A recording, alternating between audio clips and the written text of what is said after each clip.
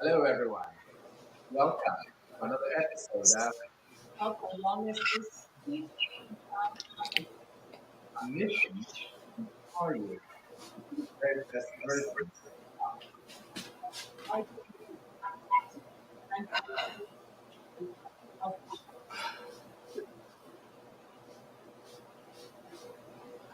Monday. performance and loads of fun.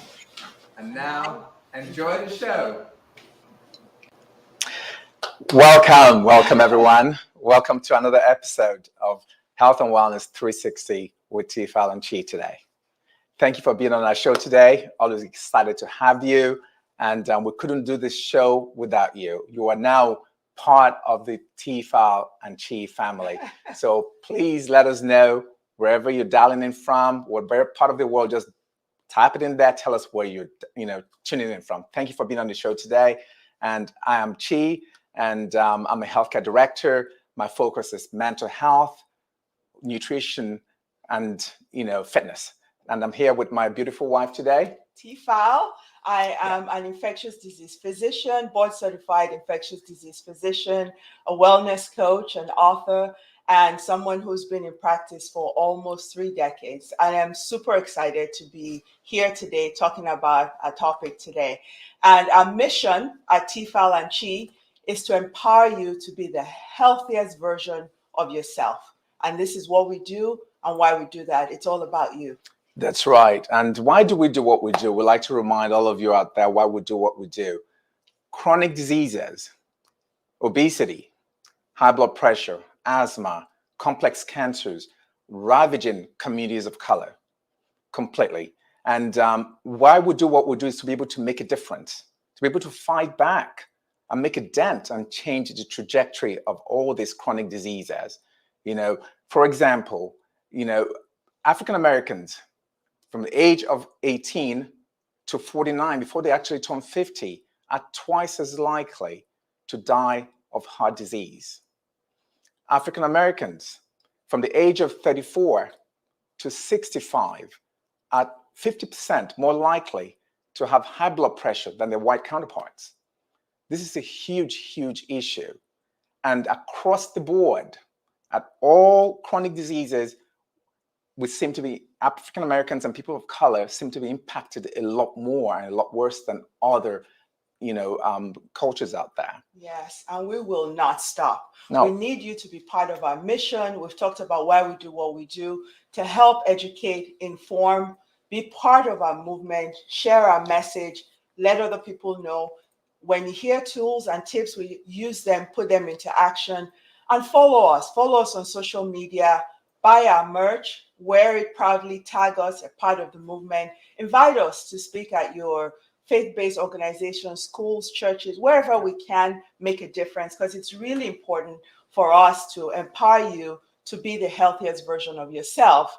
And we know that this is something that we're in this together. That's right. And you can do this at the micro level, starting from your own home. Yes.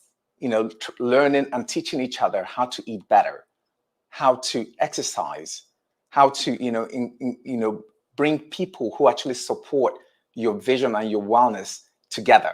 Having your own tribe, to so to speak. We all need a tribe, people who love and support what we do, right? So there's so many ways to do this. We need you to be part of this mission, because we can't, my wife and I can't do this alone. So we need to be able to want to touch one human at a time. And we know that together we can do this. Yes. And that's why we come to you with different topics every 2 weeks. Yes. We talk about sleep, we talk about obesity, we talk about high blood pressure, healthy eating, diabetes. We've talked about gut health. We've talked about quite a few things, tips on longevity. So if you haven't caught the other shows, please go ahead and do that. And and today, our topic, I'm putting, that's right, she's wearing her doctor coat today. So the idea today is we're going to be talking about making the best of your doctor visit. 40 to 45% of the deaths in the United States is due to preventable diseases. 40 to 45% of the deaths in the United States is due to preventable diseases, things that are associated with a lot of these chronic issues as well. So we'll be talking to the best doctor and the most amazing doctor I've ever been around in my whole life, my beautiful wife today. This is no disrespect to all the other doctors who are doing amazing work there, but obviously I'm a biased husband. So we're going to be talking about making the best of your doctor visit, what it means, so that when you see your doctor, you can come away being empowered and being able to make better decisions about your own health and being a better consumer of your health. So that's what today is going to be about. So so before we jump in, let us know the last time you saw your physician. Just type it in there. The last time you had your physical, type it in the chat box there. Let us know that. And all right, the first question today, Yes, Nadia, is why is it important to have a relationship with your physician? Can you share that? All right. So it is critically important to have a relationship with your primary care physician or healthcare provider, because that person is your partner on your wellness journey. And that person is there to optimize your health and well-being, right? And we know that health is not just absence of disease. Health is complete physical, mental, social, emotional well-being. So having that relationship goes in the hand in hand with knowing that prevention is always better than cure, and having somebody who is coordinating your healthcare. So that person is there for optimizing your wellness. They're making sure that you're up to date on your vaccinations. They're making sure that your health appropriate screenings are done. Importantly, they're screening for things that you may not know. Things like that we talk about: high blood pressure, diabetes, high cholesterol, that may have no symptoms until you have complications.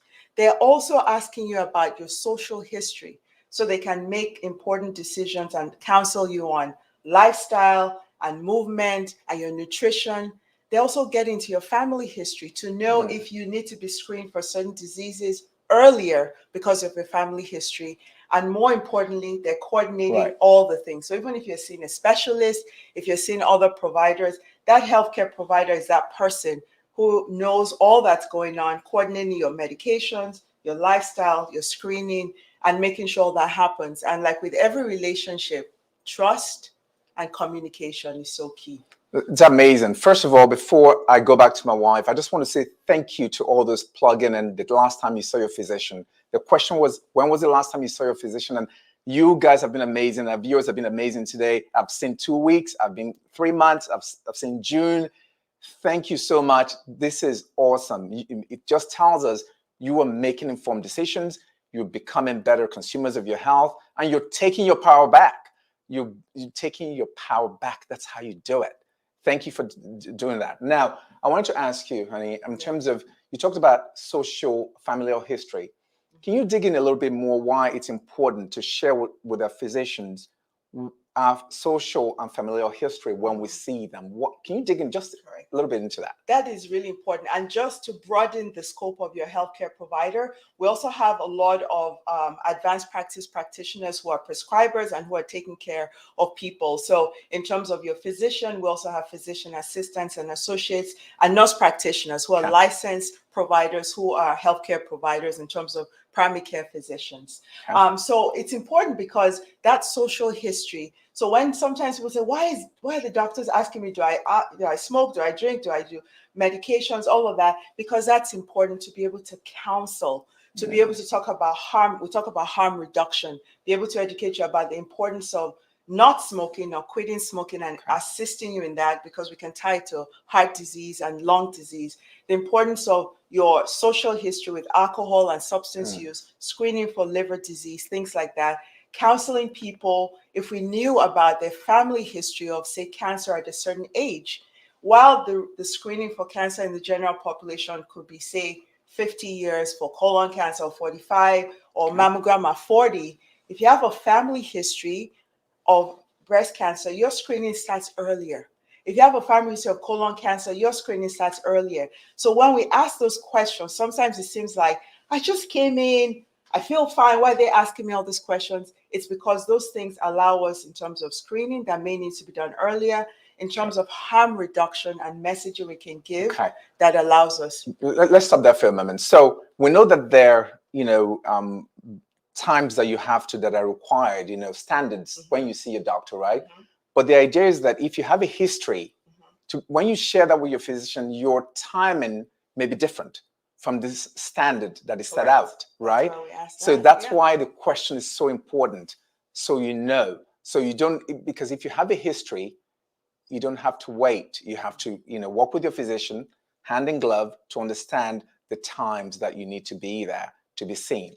And as we move along in this conversation, the next question, because my wife is on the hot seat all day today, the next question for you is, how do you actually prepare for this visit? What is going to be very important to prepare, and how do you get ready to see your doctor in terms of having the physical and all that? What's important about that? Tell us. Thank you so much for that question, Chi. And I like to break it into before the visit, during the visit, and after. Okay. All those things are important. And when we're talking surgery about pre-op and intra-op and post-op, the same way about the visit, before, during, and after. Okay. And we know, like we've talked about in our show over and over again, that preparation is always better than being reactive. Anything we're prepared for, we do better.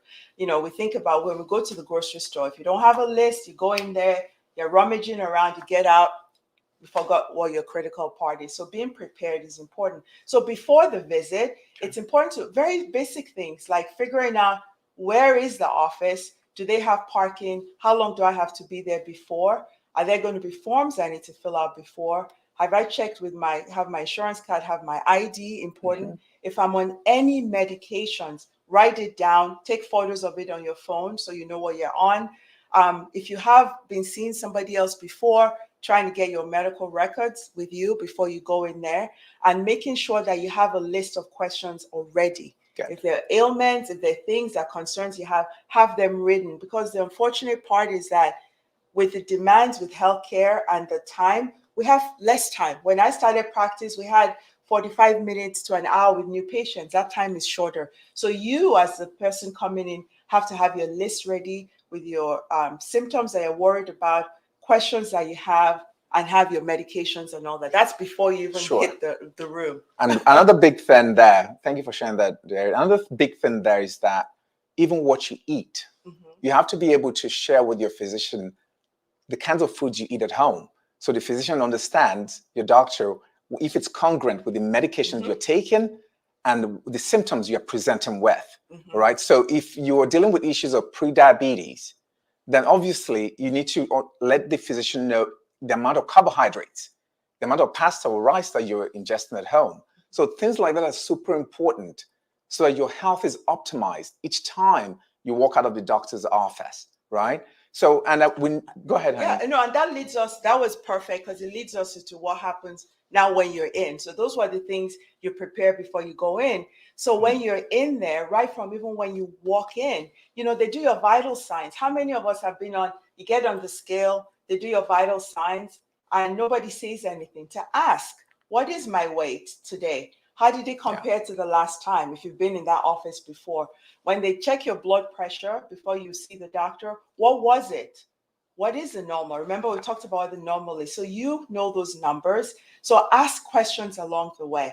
When you get into that visit, be honest and open. All right. Sometimes some questions may seem intrusive. Why are they asking about what I'm eating? Yeah. The example you gave led us right into that. There's certain medications that are not congruent with certain things, including over-the-counter medicines you're taking.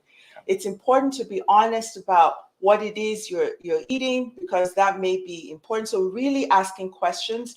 Anytime you get vitals done, your weight done, what is that number? Write it down, see what it is. And then during that visit, making sure that any questions that you have, you don't understand, asking those questions again, because it really is very important. And asking the doctor or your healthcare provider before you leave, if I'm getting labs done, why am I getting this done? How am I going to get the results? Are you going to call me? Is it going to be by email? Do I call back? So answering those questions even before you leave is important. And we'll talk about what you do after. Super, super important. That is amazing. I thought I saw Rukia made the mention about that as well. Thank you, Rukia, for that question. We appreciate you, or that comment. So like my wife noted, when you're walking in there, even when you get your weight checked, when you come into the doctor's office, ask what that weight was, because you want to reference it to the last time you came in there. You always want to check to see where you are.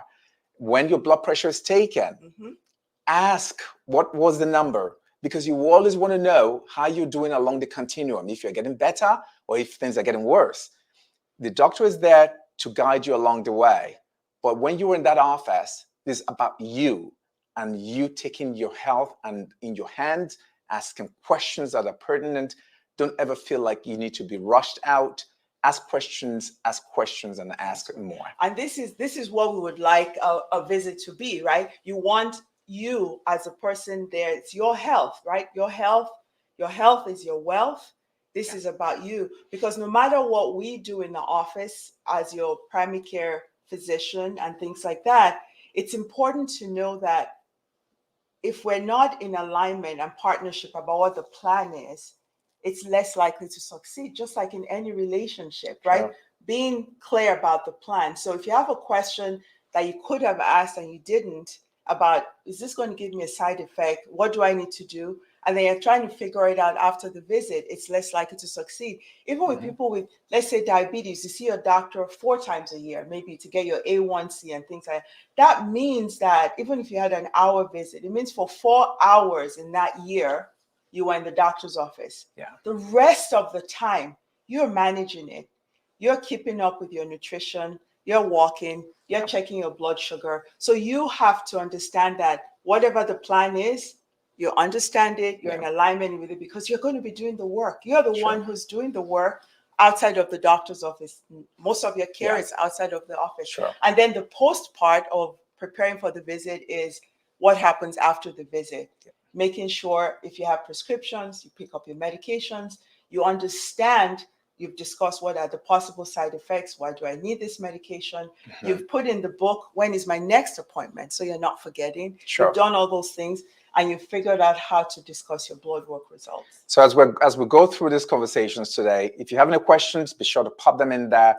And remember, having a relationship with your physician is not just about you having that relationship, but making sure that your loved ones are also have a relationship with their physician as well, no matter how young they are, because an ounce of prevention is worth a pound of cure. All right. Absolutely. So you also always want to remember that. The earlier things are found out, there's nothing in the body that would be put in there by any visit. So the next question.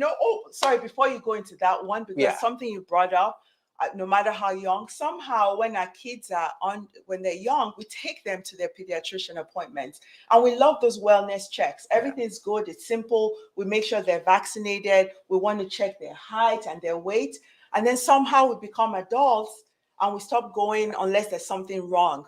So the way we took care of the kids and made sure their appointments were a priority, let's do that. So I like that you brought that up. There's a question I have for you. So we know that not everyone has access or has insurance.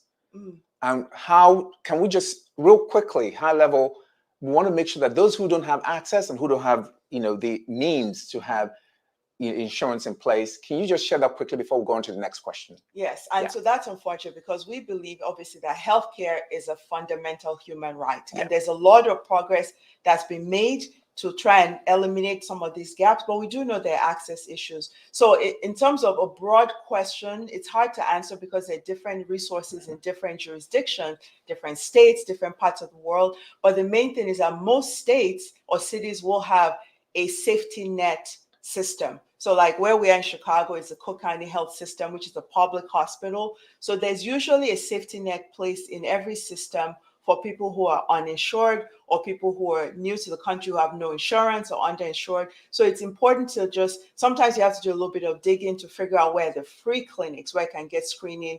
Sometimes these are clinics that are volunteers, where certain institutions volunteer their time and their effort. So it's really about, sometimes you have to be resourceful. And that's where, if you are aware of these things in your community, sharing that with other people who may not have access. And sometimes going to those places, people are then able to be signed up for insurance. Use the word share. So as we're going through this show, share this message with as many people as you can, because the idea is to be able to touch as many people as you can. That's how you help us spread this word. That's how you are part of the TFal Chi family, by sharing a message with as many people as possible. We want to impact lives, and you can be core in that space.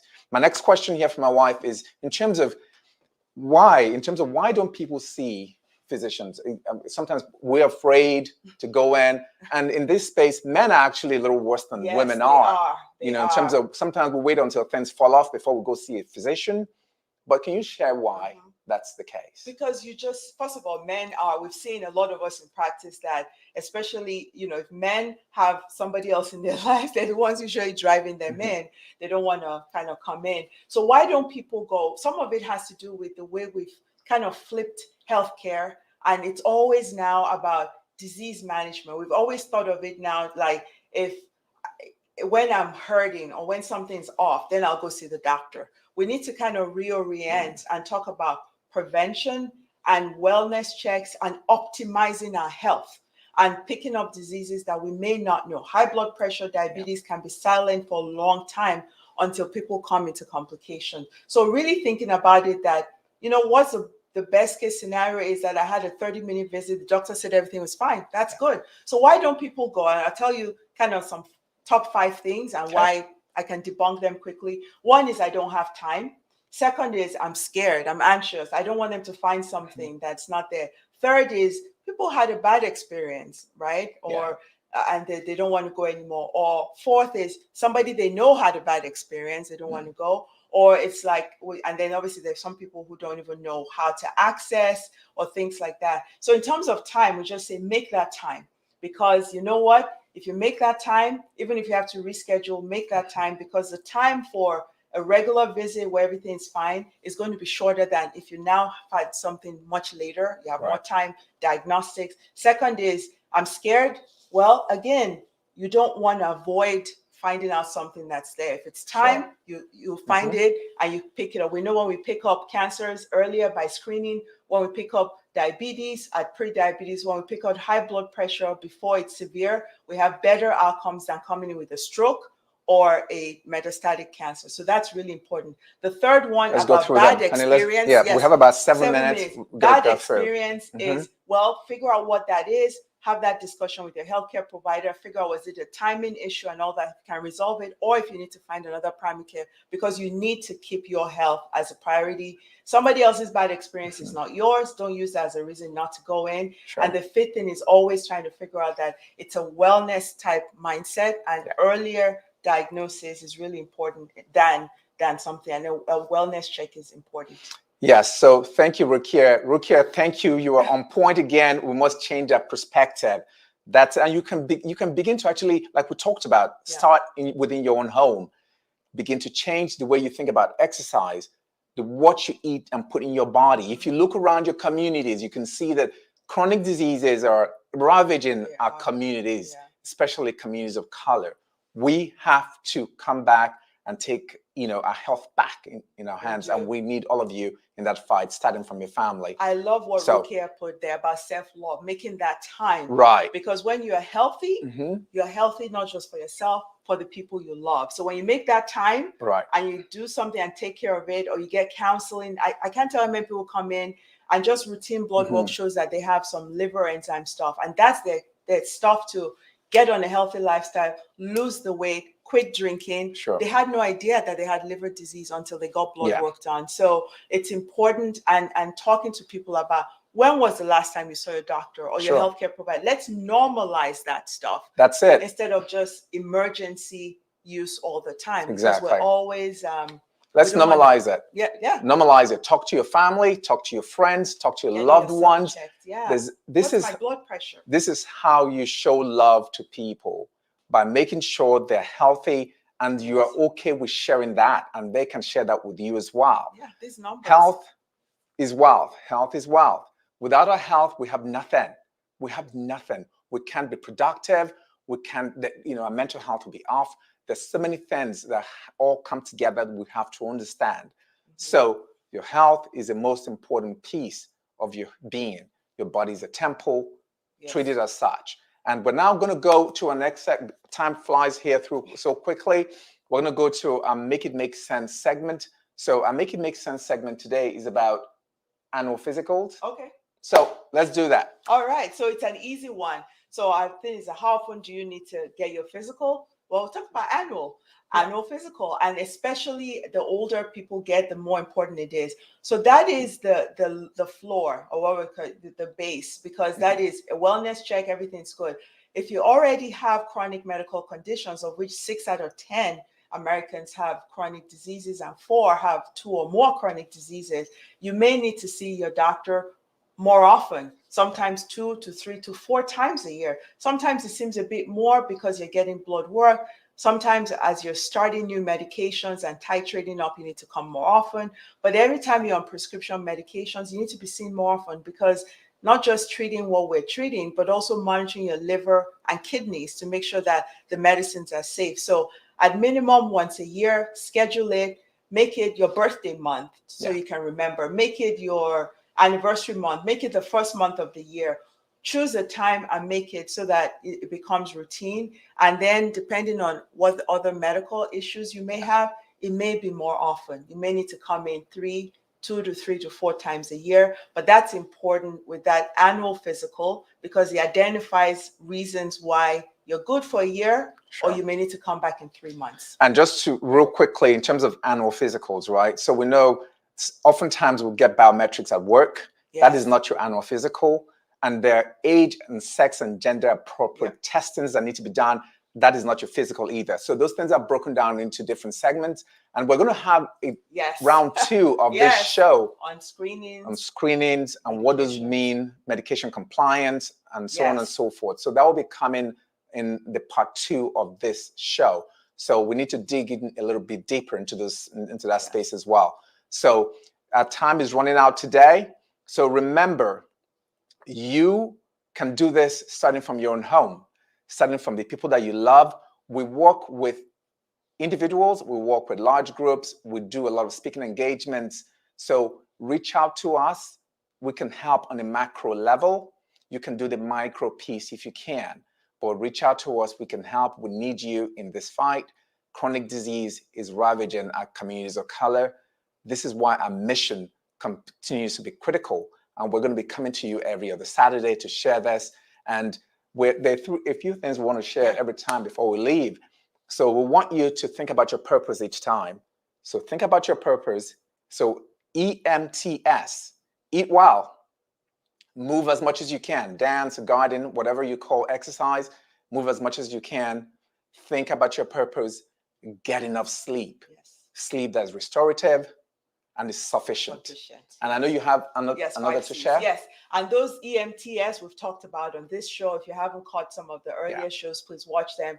My last thought as a physician, it's important, a partnership. Your health with your healthcare provider is a partnership. It is about you, and it's a partnership. It's important to know that open, like in any relationship, transparency, honesty, and mutual respect is really important to make that relationship a strong one. And remember the 5 C's: your commitment, your consistency, your clarity about what you want to do, your confidence, and compassion on yourself. Taking care of yourself is self-love, and self-love is kindness to your body, to your mind, to your spirit. And so just know that in this fight, how you move your body, what you put in your body, how you navigate the healthcare system are all parts of making you a healthy and empowered person. So we hope that when you go to that next visit, first of all, make that appointment, call, even if it's virtual because you're scared right now, make that appointment and make sure you ask questions. Yes, and you can find us at TFal Chi on social media, and our website is www.tfalanchi.com. Buy our merch. Wear it proudly, tag us, share with as many people as you can. We love you. Thank you for always being here to watch us and support us. Thank you. We can't wait to see you again on the next show. Thank you so much. Thank you. Bye. Bye, guys.